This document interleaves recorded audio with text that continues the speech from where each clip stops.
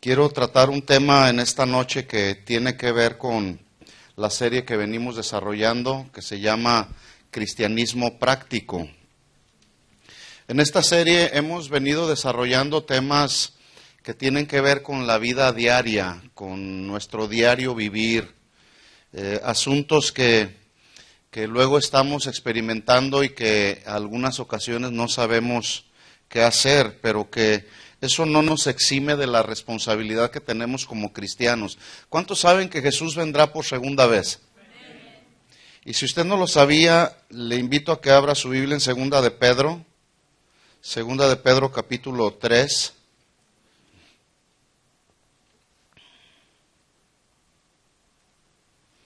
Segunda de Pedro capítulo 3.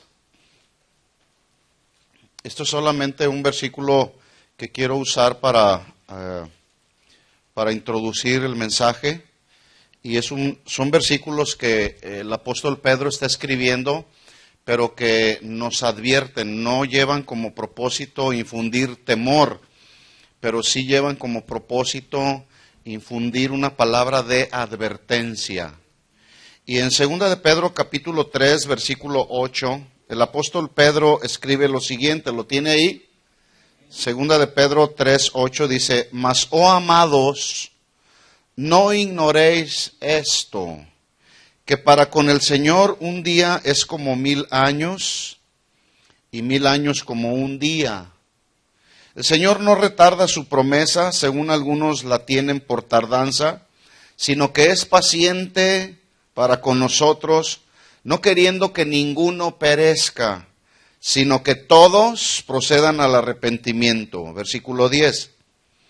El día del Señor vendrá como ladrón en la noche, en el cual los cielos pasarán con gran estruendo, los elementos ardiendo serán deshechos, y la tierra y las obras que en ella hay serán ¿qué? Esta tierra, este lugar donde nos tocó vivir, las obras que hacemos, lo que tenemos, materialmente hablando, dice ahí, serán quemadas. Y miren ustedes cómo el día de hoy la gente se afana tanto por tener las cosas de este mundo, y se afanan, y se afanan, y se desgastan inclusive, y buscan invertir toda su fuerza y todo su dinero por las cosas de este mundo, cuando la realidad de la vida es que todas estas cosas serán quemadas. No significa que no debemos atender a las cosas que necesitamos para nuestro diario vivir. No, necesitamos trabajar, ¿verdad que sí? Para podernos sostener, para poder tener que comer, un lugar donde vivir. Necesitamos trabajar para poder tener un lugar donde reunirnos los cristianos. Este lugar no nos lo regalan, pues hay que pagar una renta. Todas las cosas serán quemadas. Y luego dice el versículo 11, siguiendo con nuestra lectura, 2 de Pedro 3:11, dice ahí Pedro: puesto que todas estas cosas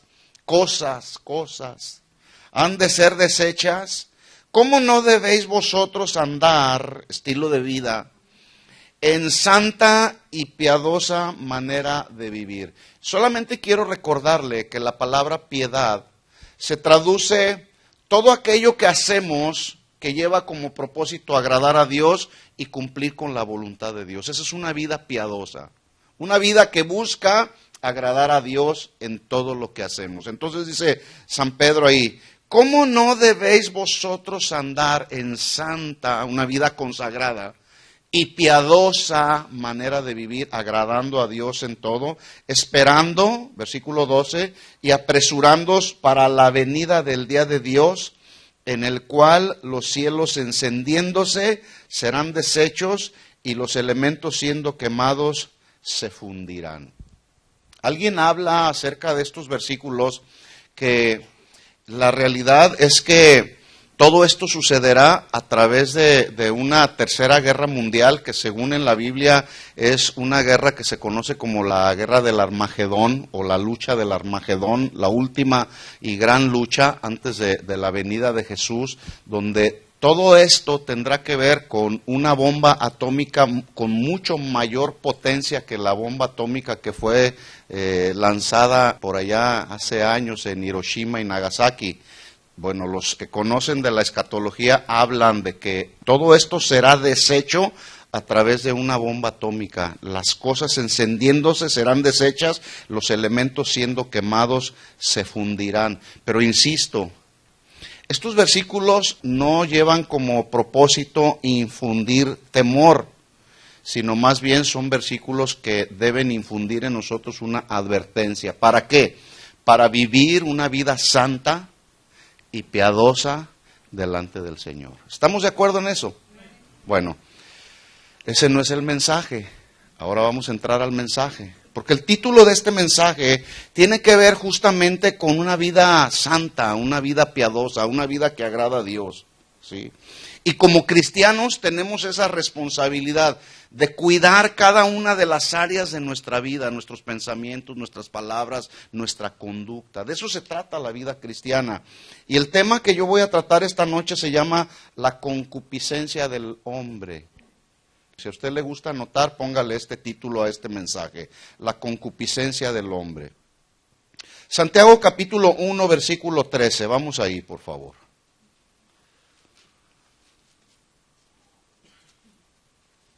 Bueno, déjeme aclararle que cuando estoy poniendo aquí el título, la concupiscencia del hombre, no solamente me voy a referir a los hombres.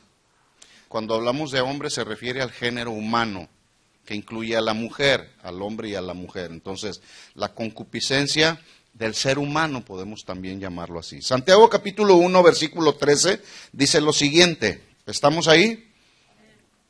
Cuando alguno es tentado o puesto a prueba, no diga que es tentado de parte de Dios, porque Dios no puede ser tentado por el mal, ni Él tienta a nadie. Versículo 14. Sino más bien, dice Santiago, cada uno es tentado cuando de su propia concupiscencia. Si a usted le gusta subrayar su Biblia, subraya esta expresión, propia concupiscencia. Vamos a hablar de eso. Cuando de su propia concupiscencia, dice ahí, es atraído y seducido. El día de hoy hay muchas cosas a nuestro alrededor de este mundo, de este planeta, que están atrayendo la vida de la gente allá afuera, pero también la vida de los cristianos. Muchas cosas de este mundo están atrayendo y están seduciendo a la gente para llevarla a cometer pecados. Versículo 15. Entonces, la concupiscencia, después que ha concebido, da a luz el pecado, y el pecado siendo consumado, da a luz la muerte. Se está refiriendo aquí Santiago a una muerte espiritual, pero déjeme decirle que cuando una persona está muerta espiritualmente, corre el riesgo también de morir físicamente. Todos nos vamos a morir, pero qué tragedia es cuando una persona está muerta espiritualmente.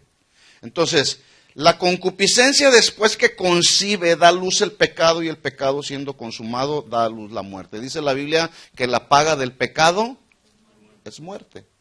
Sí. Bueno, hasta ahí vamos a leer. Yo quiero invitarle a que hagamos juntos una oración y podamos decirle con todo nuestro corazón al Señor, Señor, háblame. Señor, confróntame.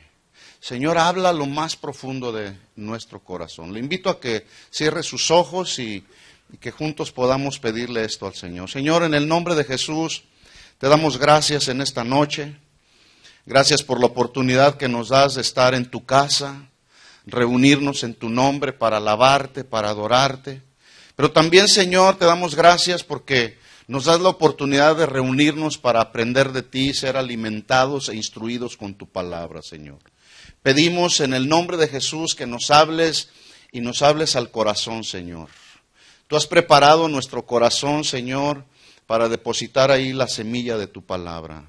Yo te pido en el nombre de Jesús que cada vida, cada corazón aquí presente, representado en este lugar, Señor, sea tierra fértil, donde tu palabra pueda encontrar un lugar para florecer abundantemente, Señor. Te pido todo esto en el nombre de Jesús. Amén. Amén. ¿Cuántos saben que Dios nos va a hablar esta noche? Y nos va a hablar de la concupiscencia del ser humano. ¿Sí? Quiero solamente para introducir esto, decirles que cuando Santiago está escribiendo esta carta, la está escribiendo a creyentes, a personas que habían conocido a Dios, que conocieron a Dios. Pero estos creyentes judíos estaban siendo brutalmente perseguidos. Llegaban los detractores del cristianismo y estaban echando literalmente fuera de sus hogares a todos aquellos que profesaban ser cristianos. Los echaban fuera de sus hogares, algunos los golpeaban, a otros los arrastraban y a muchos otros los estaban asesinando. Bajo este contexto y bajo este sufrimiento de persecución, algunos creyentes de aquel tiempo estaban siendo tentados a abandonar su compromiso cristiano.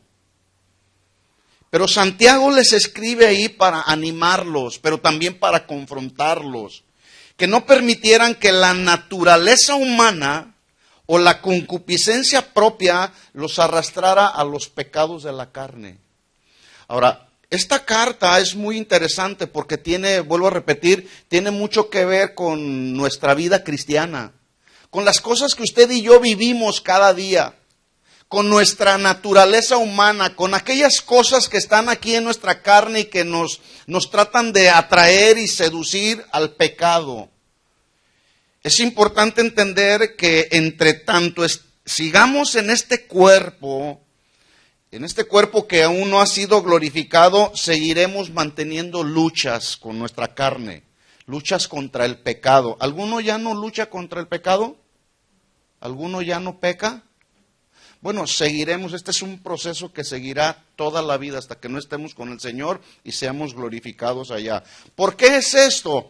Porque todo ser humano nacimos con una naturaleza pecaminosa desde nuestros padres, Adán y Eva, después de ellos, todo ser humano, todo ser viviente que ha nacido a través de todas las generaciones, nacemos con lo que se conoce como el pecado original o el pecado que nos fue conferido, que nos fue imputado, sin deberla ni temerla nada, pero gracias por la desobediencia de nuestros padres Adán y Eva, usted y yo nacimos con esa naturaleza pecaminosa.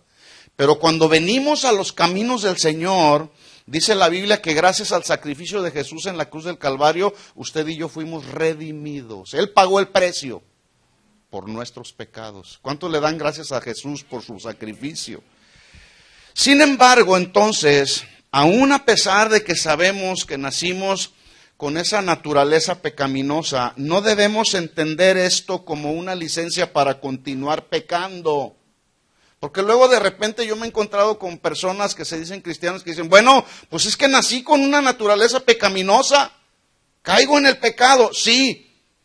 Pero no es una licencia, o sea, el haber nacido con esa naturaleza de pecado no debe de ser para nosotros una licencia para continuar pecando. Más bien debemos continuar en esa lucha con el fin de que nuestra vida honre y glorifique a Dios en todo lo que hacemos. Hay que luchar, en otras palabras. ¿Sí? No hay que abandonarnos y decir, bueno, pues ok, pues nací con una naturaleza pecaminosa, con una tendencia hacia lo malo. No, si nacimos con esa tendencia hacia lo malo, pero hay que resistir el pecado. ¿Estamos de acuerdo?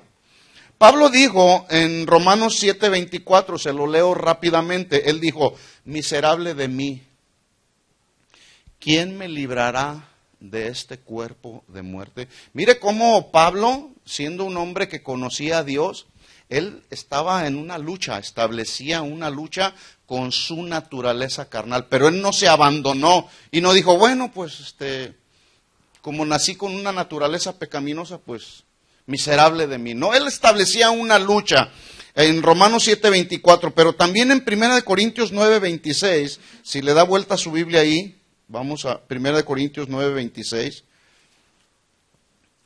Pablo, entendiendo que el cristiano debe de establecer una lucha, él dijo lo siguiente, 1 Corintios 9:26, dice, así que yo de esta manera corro, no como la aventura, de esta manera peleo, no como quien golpea al aire, sino que golpeo mi cuerpo y lo pongo en servidumbre. No sea que habiendo sido heraldo para otros, yo mismo venga a ser eliminado. ¿Qué significa esta expresión golpeo mi cuerpo? ¿Significa los golpes de pecho que luego nos dábamos? Por mi culpa, por mi grande culpa. ¿Significa eso que Pablo trabajaba de esa manera? No. Esta expresión golpeo mi cuerpo significa que Pablo mortificaba su carne, es decir, hacía morir todo lo terrenal en él. Todo lo carnal que había en él lo ponía en sujeción. Por ejemplo, aquel egoísmo, aquella codicia, aquella soberbia, aquel orgullo que pudiera ser parte de la vida de Pablo, dice que él lo ponía en sujeción con el fin de vivir consagrado cada día más y más para el Señor. Bueno, de la vida de Pablo aprendemos. ¿Qué tenemos que hacer cuando se levanta el orgullo en nuestra vida? Sujetarlo, resistirlo, golpear nuestro cuerpo, pero no esos golpes de pecho que nos dábamos solamente para tratar de acallar nuestra alma. A los filipenses también el apóstol Pedro les escribió lo siguiente, Filipenses capítulo 3.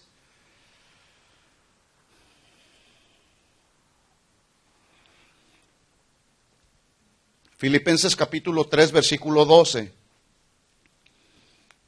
¿Lo tiene ahí? Dice Pablo, no que lo haya alcanzado ya, ni que ya sea perfecto, se traduce maduro. Mire cómo Pablo reconocía que aún con todo el conocimiento que él tenía y aún con ese encuentro personal que él tuvo con el Señor, él pudo reconocer su condición. Y él dijo, ni que ya sea perfecto, todavía no ha alcanzado la madurez. Dice, sino que prosigo por ver si logro asir, agarrar aquello por lo cual fui también asido por Cristo Jesús. Versículo 13.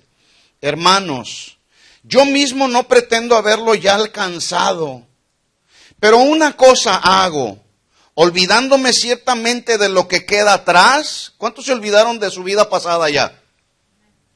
¿No todos?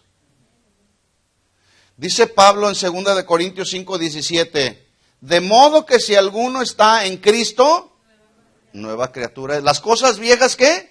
Ya pasaron, olvidemos, dejemos el pasado ya. El viejo hombre, el viejo Guillermo hay que dejarlo allá atrás. ¿Sí? Hay que proseguir a la meta, dice Pablo, versículo 13, estoy en Filipenses 3:13. Yo mismo no pretendo haberlo alcanzado, dice, haberlo ya alcanzado, pero una cosa hago, olvidando ciertamente lo que queda atrás y extendiéndome a lo que está delante. 14. Prosigo a la meta, al premio del supremo llamamiento de Dios en Cristo Jesús. Pablo sabía que su destino final no era esta tierra. Acuérdese, de esta carta de Santiago estamos extrayendo algunos temas de la vida cristiana. Y el día de hoy estamos hablando de la concupiscencia humana. Y mire cómo alrededor de este tema hay algunos autores, en este caso como Pablo, que nos hablan del asunto. Entonces, Pablo sabía que su destino final no era esta tierra. ¿Tú sabes que tu destino final no es esta tierra? ¿Sí lo sabes? Aquí dice en la Biblia, el apóstol Pedro dijo que somos como extranjeros y peregrinos.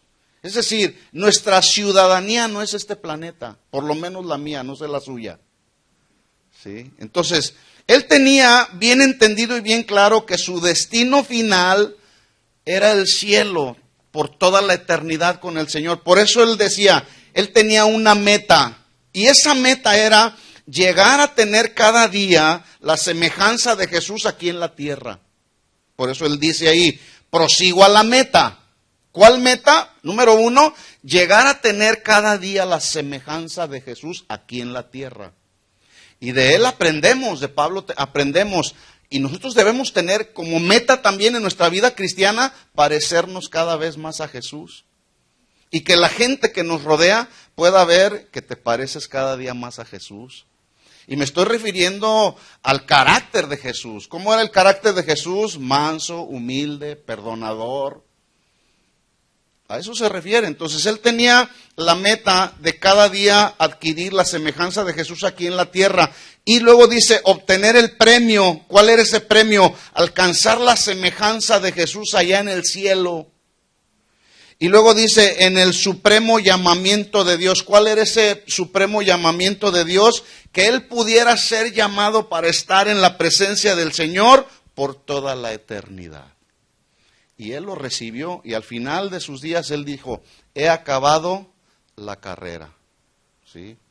¿Cuántos de nosotros pudiéramos tener esa meta y decir, Señor, el día que tú me llames, que yo pueda decir con toda seguridad, he acabado la tarea, la carrera que tú me encomendaste? Esa debe de ser nuestra meta. Entonces Santiago le escribe a los cristianos que estaban siendo perseguidos, diciéndoles, Santiago 1:13, cuando alguno es tentado, no diga que es tentado de parte de Dios, porque Dios no puede tentar a nadie, porque Él no puede ser tentado por el mal, ni Él tienta a nadie. Versículo 14, que es nuestro versículo clave. Sino que cada uno es tentado cuando de su propia concupiscencia es atraído y seducido. Entonces, vamos a hablar de la concupiscencia propia. Por cierto, ¿alguno sabe lo que la palabra concupiscencia significa? ¿Perdón? Malos deseos. No nos vaya a pasar lo que le pasó a aquella abuelita que estaba leyendo la Biblia y de repente encuentra la palabra concupiscencia y dice, ¡guau! Concupiscencia. ¡Qué tremendo nombre! Es un nombre tan original. Nunca lo había leído. Es más, ahora que mi nieta está esperando bebé, le voy a decir que le ponga concupiscencia. No sabía lo que concupiscencia significa. Bueno, concupiscencia propia se refiere a los deseos pecaminosos, malos deseos pecaminosos, individuales, con los que todos batallamos. Yo batallo con unas cosas, mi hermano que está allá batalla con otras, mi hermano que está allá también con otras, también el que está allá y también los que están acá.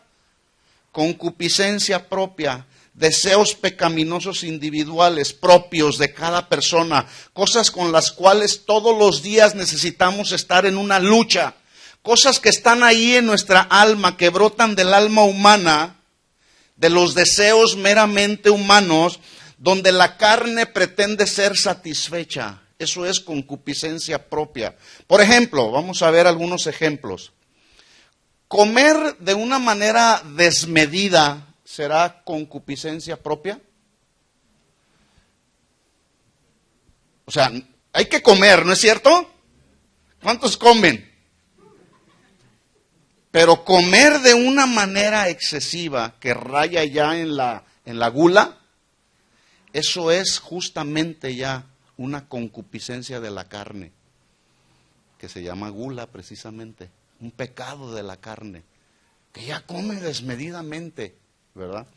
Otro ejemplo, invertir mucho tiempo en el Facebook con el fin de enterarse o involucrarse en chismes, ¿será concupiscencia de la carne, sí o no? Yo sé que hay quienes hacen buen uso de este medio, los que lo tienen. Nosotros en la página de nuestra congregación tenemos ¿cómo le llaman? Una pared, un mural ahí de Facebook. ¿Sí lo han visto por ahí? Y no ponemos chismes, ponemos asuntos o eventos que tenemos en la congregación para informar a la gente.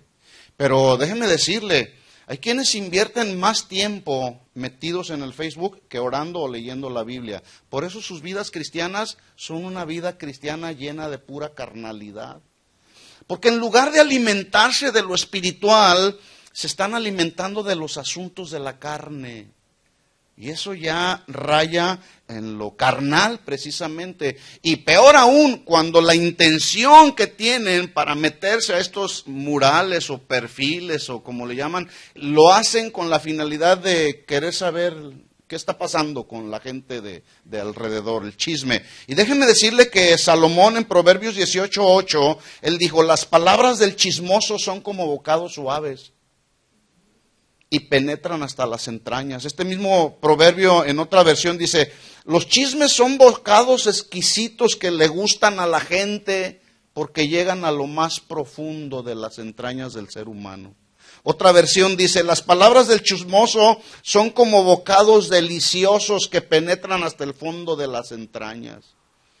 Entonces, cuando una persona ya entra con esa finalidad al Facebook, entonces ya esos son asuntos de la carne. Ahora, es tan dañino el chisme. Ahora, el asunto del chisme no es un asunto de hoy, del siglo XXI, del siglo pasado. Este es un asunto que se presentó aún en la antigüedad. Dios tuvo que establecer una ley contra la práctica de este pecado, el chisme. En Levítico 19:16, nomás anótelo ahí, se lo leo rápido. Levítico habla de todas las leyes que tenían que los hijos de Dios, los judíos de aquel tiempo, leyes que tenían que cumplir, mandamientos de Dios que tenían que ser cumplidos. Y en Levítico 19:16 les dice el Señor, no andarán chismeando entre el pueblo, no atentarás contra la vida de tu prójimo, firma yo Jehová. ¿Verdad? Bueno, todos estos asuntos, mis hermanos, tienen que ver con la naturaleza humana que tiende a desear cualquier pecado que deje bien satisfecha la carne. ¿Sí? Entonces, concupiscencia, el griego la traduce como un deseo fuerte, como un deseo profundo, puesto en el corazón para codiciar, para anhelar apasionadamente todo lo que es prohibido, con el fin de satisfacer la carne. Voy a volver a repetir la definición para que nos quede muy bien claro. Concupiscencia, el griego la traduce como un deseo fuerte, profundo, puesto en el corazón para codiciar, anhelar apasionadamente lo prohibido y con el fin de satisfacer la carne.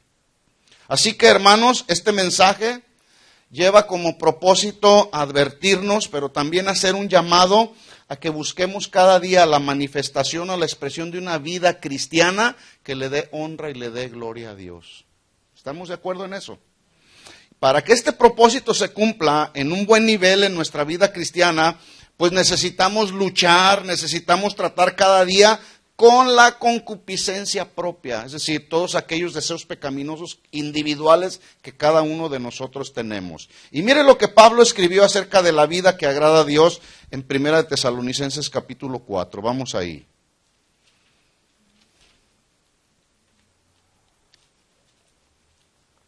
Primera de Tesalonicenses capítulo 4, versículo 1.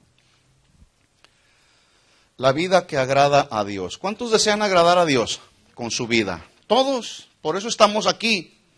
Por eso tratamos de vivir nuestra vida cristiana de la manera que le agrade a Dios. Porque si alguien dice, pues voy a la iglesia, pero voy nada más por pasar un buen tiempo, pues pierde el tiempo.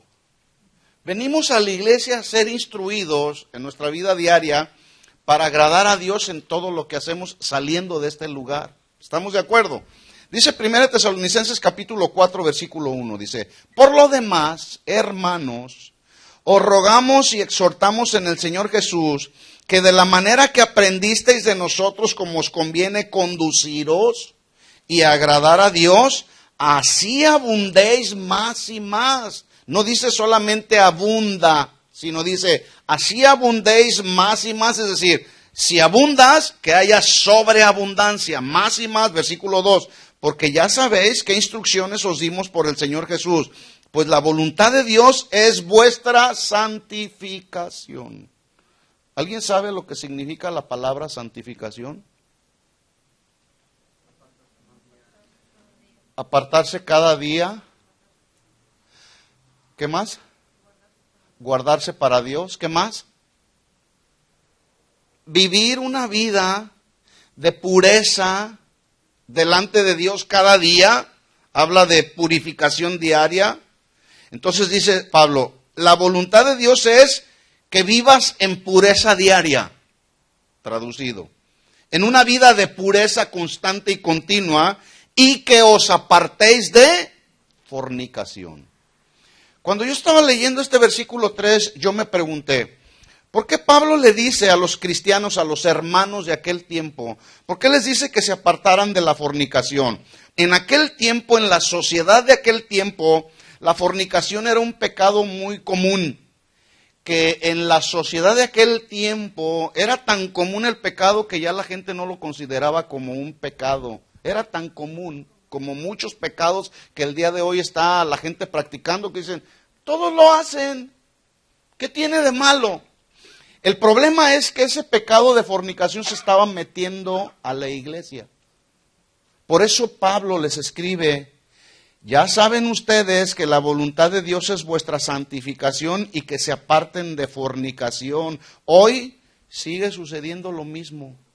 Dentro de la iglesia, hermanos, sí, dentro de la iglesia. Yo lo he dicho en otras ocasiones, tristemente, y lo decimos con tristeza, dentro de la iglesia hay mucha fornicación entre los jóvenes. Por eso necesitamos seguir instruyendo a nuestros jóvenes hasta que tengan ese encuentro personal con el Señor y vivan en un estado de pureza también. Entonces dice ahí Pablo, que se aparten de fornicación, versículo 4, y que cada uno de ustedes sepa tener su propia esposa en santidad y honor. ¿Cuántos tienen una esposa, varones? Yo tengo una esposa. Dice ahí, que cada uno de ustedes sepa tener su propia esposa en santidad y honor. Significa en pureza sexual y en respeto. En alguna ocasión, en alguna plática que yo di acerca de los matrimonios, que yo titulaba el tema La santidad en el matrimonio, hablaba justamente de tantos desórdenes que el día de hoy están sucediendo en el lecho matrimonial, donde hay tanta depravación y tanta maldad que ya no hay respeto, ya no hay honor por el matrimonio. La palabra griega que se traduce aquí esposa, dice Pablo, que cada uno sepa tener su propia esposa. Aquí la palabra esposa significa vaso, o se traduce vaso.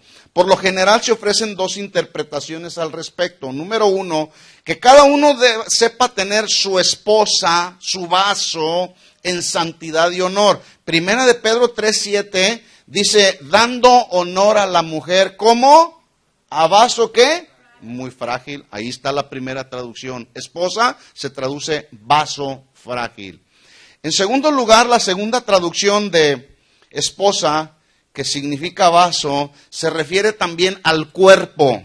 Y ahí el cuerpo que uno posee. Pablo dice en 2 de Corintios 4:7, tenemos este tesoro, ¿en qué? En vasos de barro. Se fija cómo por un lado esposa se traduce vaso y por otro lado Pablo también la misma palabra la traduce vaso, refiriéndose al cuerpo. Y es en base a esta segunda traducción a la que Pablo se está refiriendo según el contexto de lo que está hablando. Dice el versículo 3, 1 Tesalonicenses 4:3.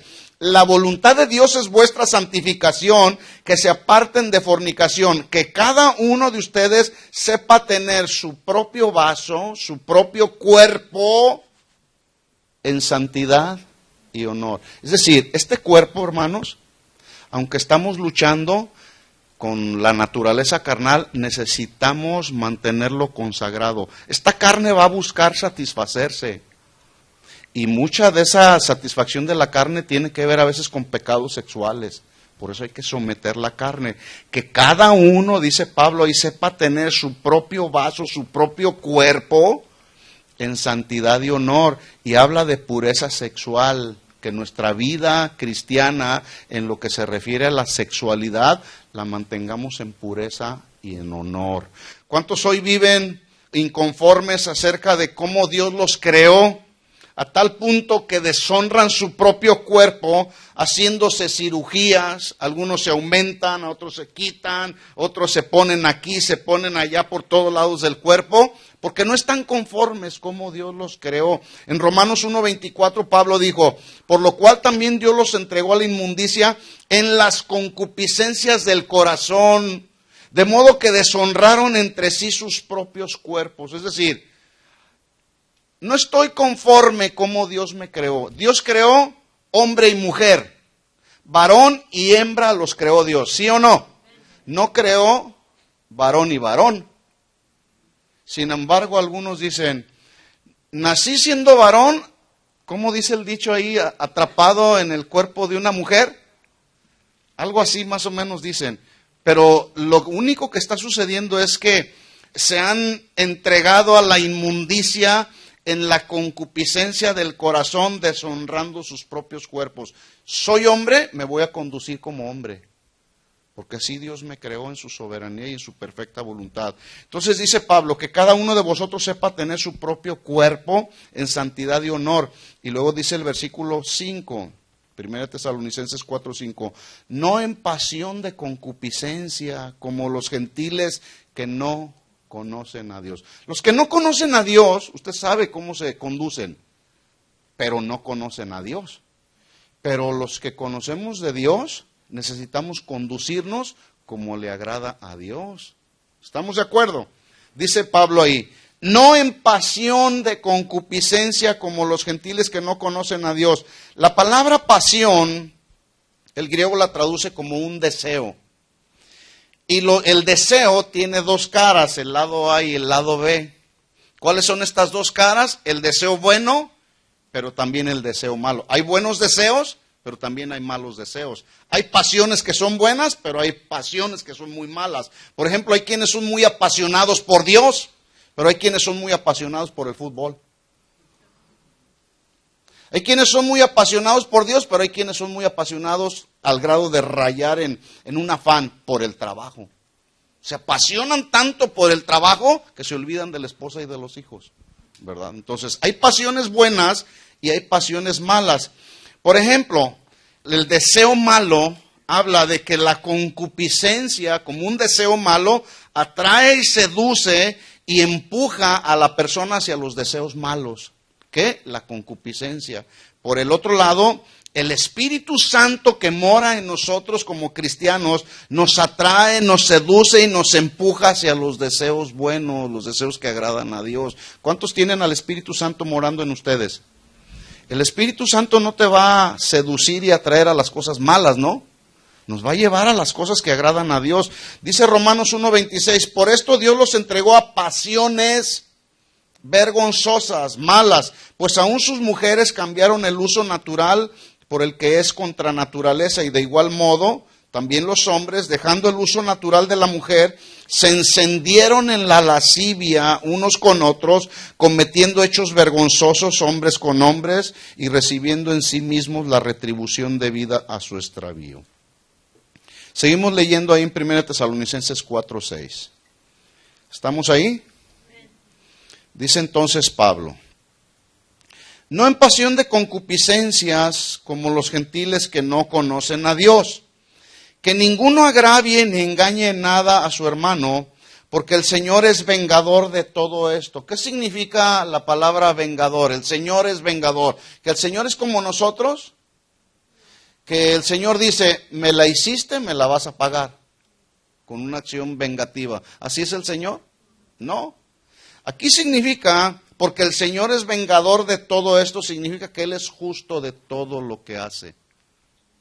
Él es justo y ama la justicia. El Señor es vengador de todo esto, como ya os hemos dicho, dice Pablo, y testificado, pues no nos ha llamado Dios a inmundicia, sino a santificación. Versículo 8. Así que el que desecha esto, no desecha al hombre, sino a Dios, que también nos dio su Espíritu Santo. Notemos cómo Pablo en estos versículos hace un contraste. Por un lado, la vida inmunda y corrupta que busca satisfacer la carne, y por otro lado, la vida santa y apartada del pecado que nos lleva por el Espíritu Santo a desarrollar esa vida santa. Además, Pablo en estos versículos hace un llamado a vivir una vida que agrade a Dios y no a los hombres. Pregunta, ¿por qué estás aquí? ¿Para agradar a Dios o para agradar a los hombres?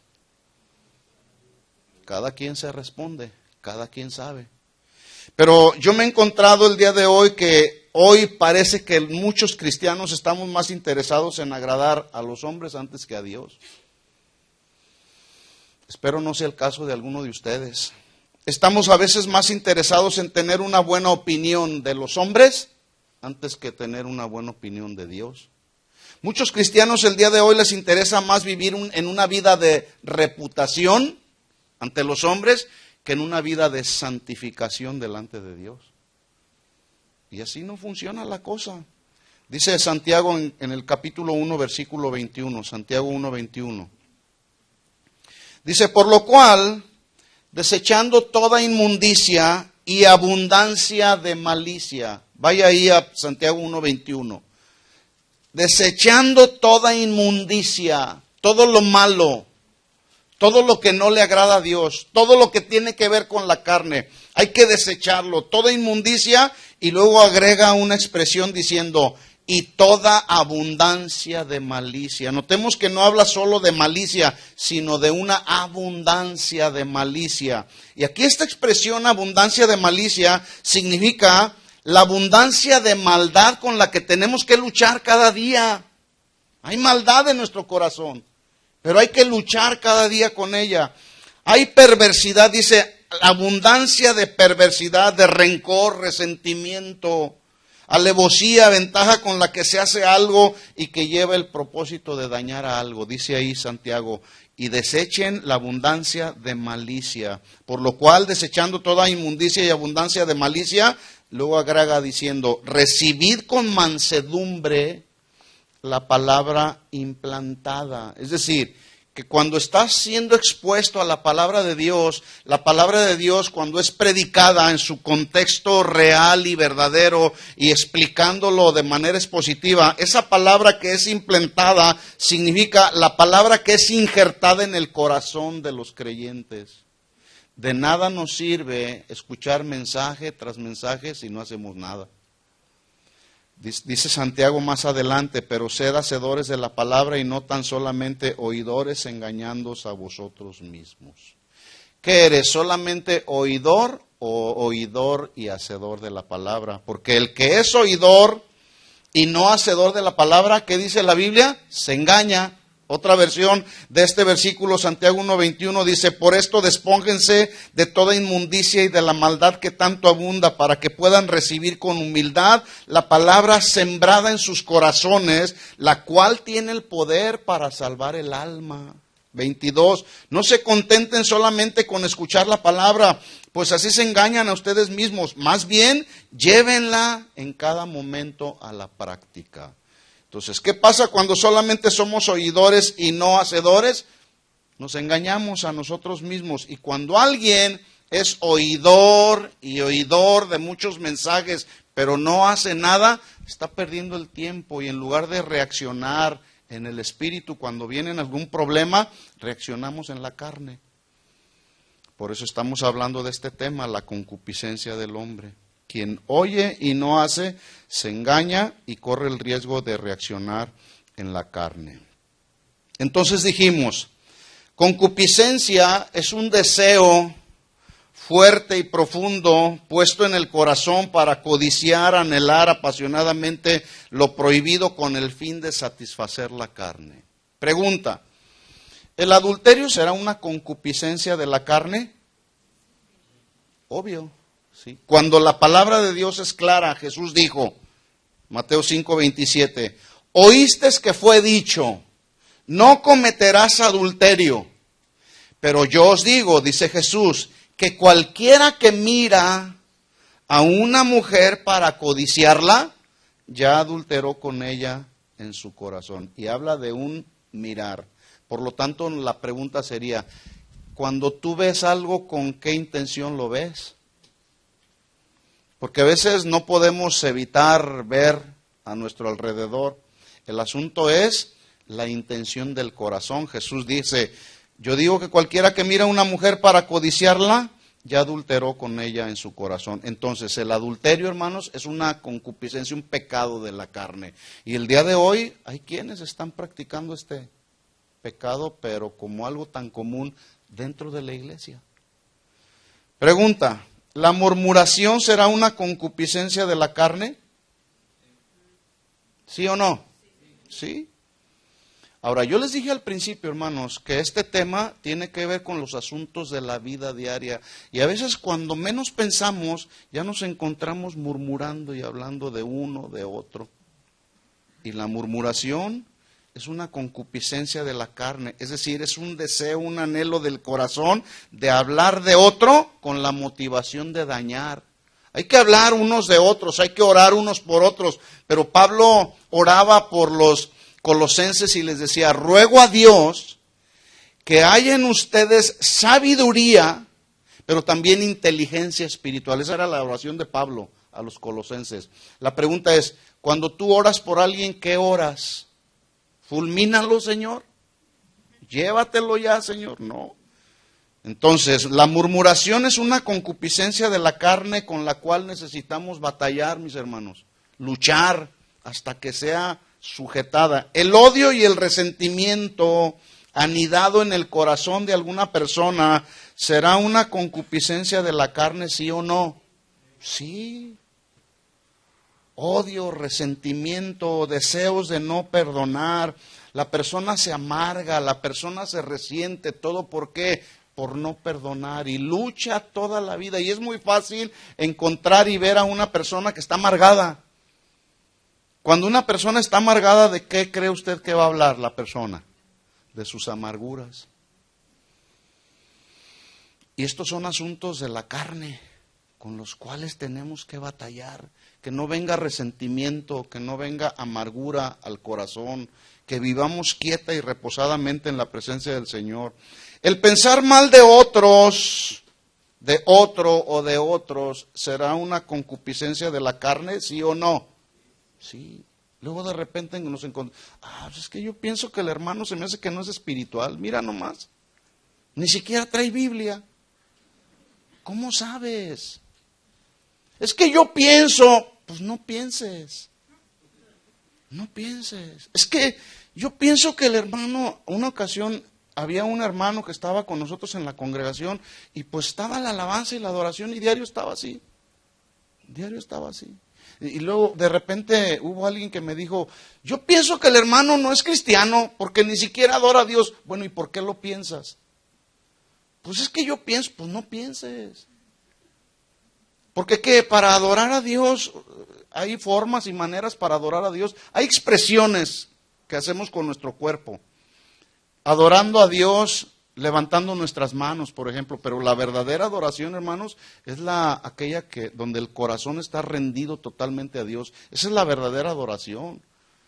Y a veces con nuestro cuerpo pues levantamos nuestras manos, cerramos nuestros ojos para no distraernos. Pero el hecho de que alguien esté con sus ojos abiertos y esté cantando y esté adorando al Señor, no significa que no está adorando al Señor. Pero es que yo pienso, pues no pienses. Porque si no, entonces ya caemos en una concupiscencia de la carne. Nuestros pensamientos no son la regla de nada. ¿Estamos de acuerdo en eso?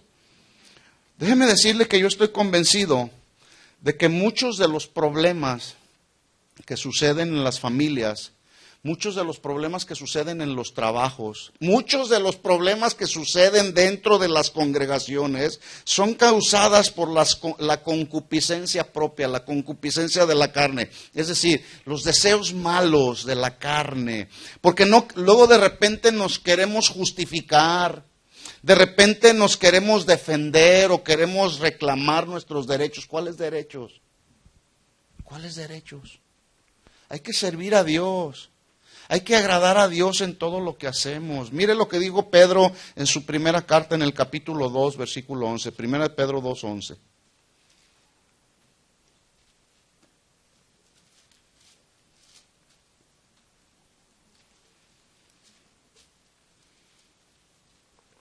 ¿Lo tiene? Dice ahí Pedro, capítulo 2, versículo 11, primera carta. Amados, yo les ruego como extranjeros y peregrinos que os abstengáis. Diga conmigo, me voy a abstener. ¿De qué? De los deseos carnales. Necesitamos, hermanos, que nuestra vida sea gobernada por el Espíritu Santo, no por los deseos de la carne. Por eso el llamado de Pedro ahí, que os abstengáis de los deseos carnales. Y aquí deseos carnales se traduce concupiscencia. ¿Sí? Dice que batallan contra el alma, manteniendo buena vuestra manera de vivir entre los gentiles, entre los que no conocen a Dios. Mire, yo me he dado cuenta con mucha tristeza cómo hay gente que no conoce a Dios y que tampoco quieren saber nada de Dios por el mal testimonio de muchos de los que nos decimos cristianos. Dice, no, Yo convertirme a cristianismo no se la pasan peleándose todos los cristianos. Son una bola de hipócritas todos los cristianos. ¿Será eso? Pero bueno, algunos así se expresan. Pero dice aquí Pedro, mira el consejo de Pedro. Mantengan buena vuestra manera de vivir entre los gentiles. Acuérdese, Jesús dijo en el Sermón del Monte, ustedes son la luz y la sal de este mundo, la sal de esta tierra.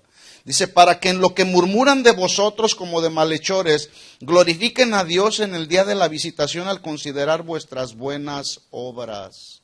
Ahora, ¿somos salvos por obras o somos salvos para hacer buenas obras? Somos salvos para hacer buenas obras. No somos salvos por nuestras buenas obras, ¿verdad?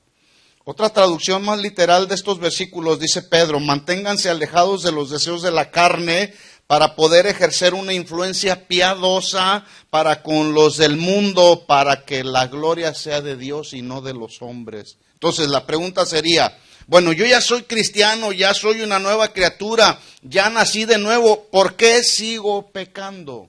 ¿Por qué alguien sigue pecando siendo ya nacidos de nuevo? ¿O habrá alguien que ya no peca aquí? ¿Por qué seguimos pecando? Por la naturaleza humana, la concupiscencia propia, individual, las cosas con las que todos los días luchamos. Por eso. Ahora, hay una diferencia entre practicar el pecado y pecados que luego cometemos con eventualidad. La Biblia dice, el que practica el pecado es del diablo. Y habla de practicar todos los días los mismos pecados y no arrepentirse, ¿verdad? Entonces, pregunta, ¿es responsable Dios de nuestra condición causada por nuestra naturaleza pecaminosa? ¿Sí o no? No, Dios no es responsable. Cada uno de nosotros somos responsables por nuestros actos. No tenemos que echarle la culpa a Dios.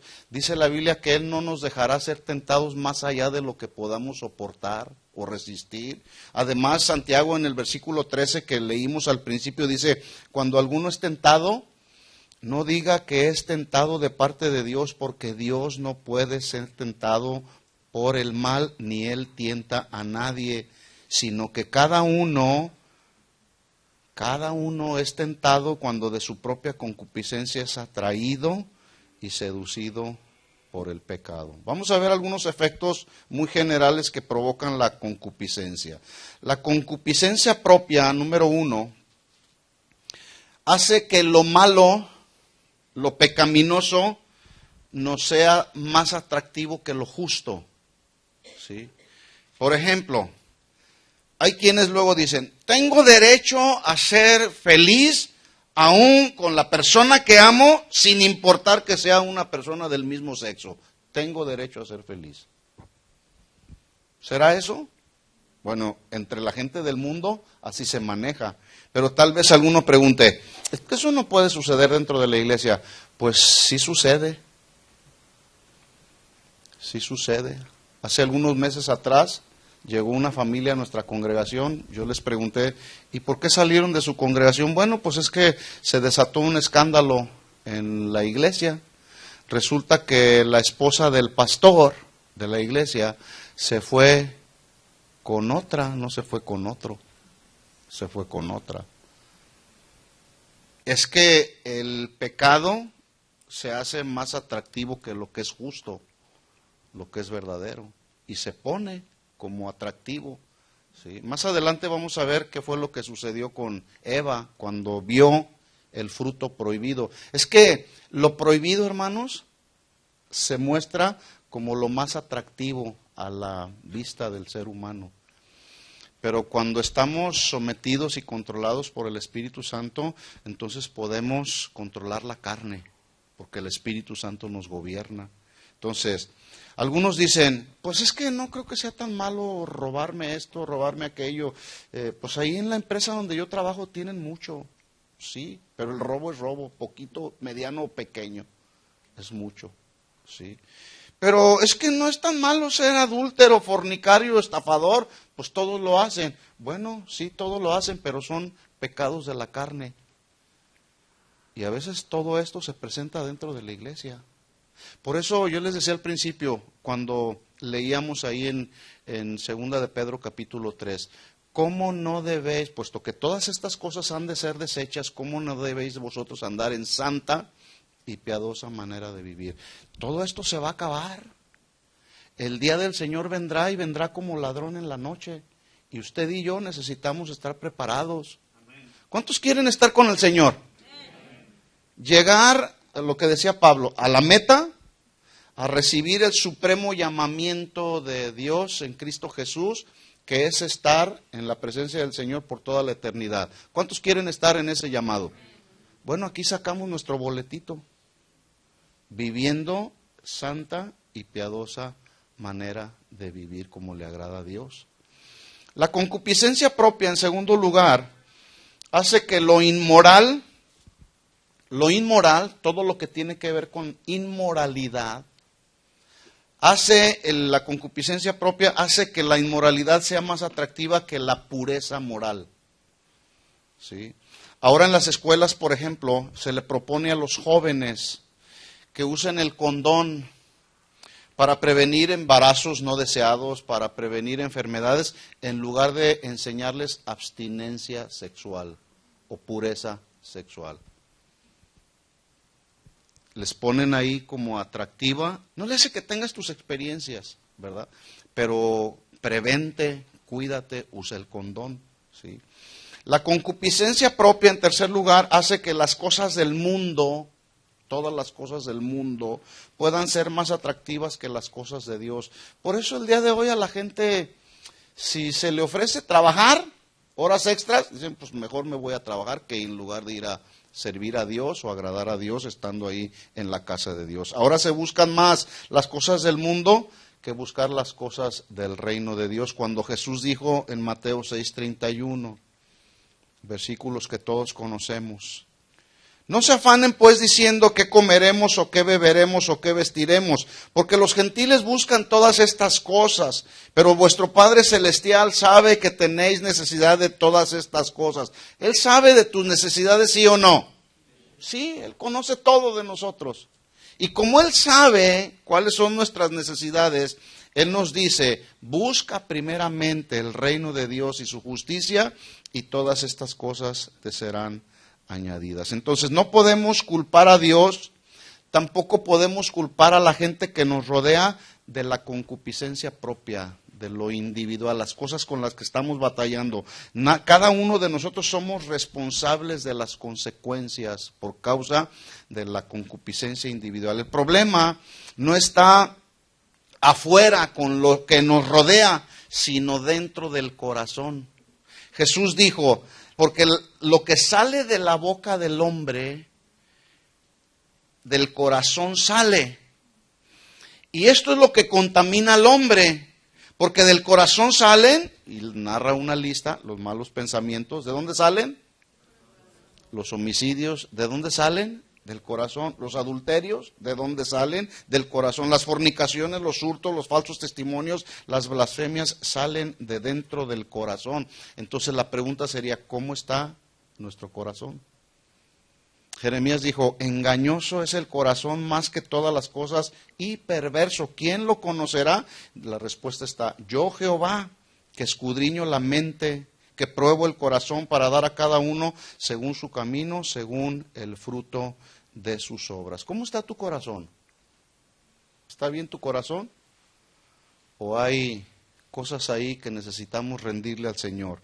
Entonces, sabiendo Jesús que los discípulos que Él estaba formando para después delegarles la responsabilidad de continuar la extensión del reino, el trabajo que Él había iniciado, Él sabía y conocía que ellos tendrían la tendencia a lo malo por causa y a resultado de áreas no redimidas, y Él les aconsejó algo que nos va a servir de mucho ejemplo. En Mateo 26:41, Él les dijo, velad y orad, para que no entréis en tentación.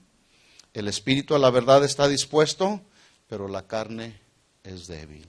¿Sí? Entonces, repito esto. Hay gente que el día de hoy le gusta más meterse al Facebook, invertir mucho tiempo ahí, que velar y orar. Por eso les vienen las tentaciones y caen ahí en esas tentaciones. Jesús hizo esto, dio este consejo porque sabía, vuelvo a repetir, que los discípulos iban a ser expuestos a un montón de tentaciones. Hemos sido salvados por su gracia, por fe, hemos sido participantes de la naturaleza divina, según 2 de Pedro 1:4. No obstante, tenemos un enemigo dentro de nosotros, con el cual estamos batallando, nuestra carne.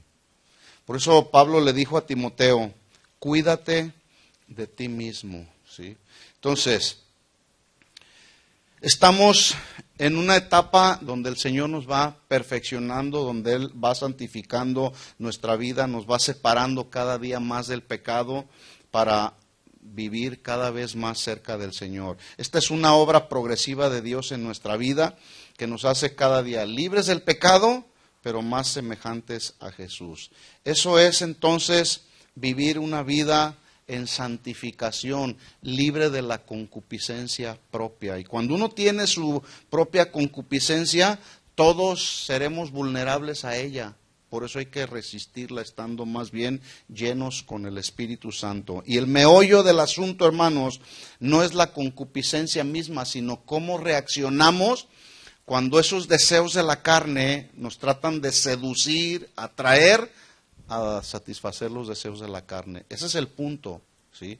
Cuando vienen esas tentaciones, necesitamos ir a la presencia de Dios y decirle, Señor, aquí estoy, ayúdame, estoy pasando por esta situación difícil.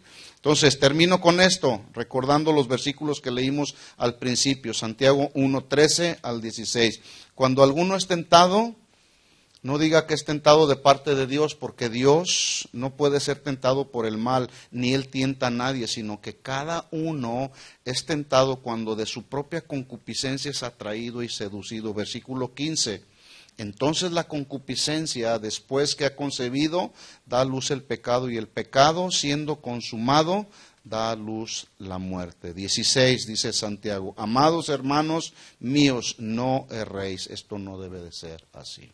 La próxima semana vamos a ver el proceso que lleva a alguien a la muerte espiritual, que lo menciona ahí en el versículo 15. La concupiscencia, después que ha concebido, da a luz el pecado, y el pecado, siendo consumado, da a luz la muerte. Pero esto lo trataremos la próxima semana. ¿De acuerdo? ¿Entendió el mensaje? Entonces ya no hay excusa, ¿verdad? Porque si alguien no entiende, bueno, pues tiene la excusa de decir, pues es que no entendí. Pero si usted ya entendió, entonces no hay excusa. Necesitamos batallar contra la concupiscencia propia. ¿De acuerdo? Oremos al Señor. Les invito a que se pongan de pie un momento.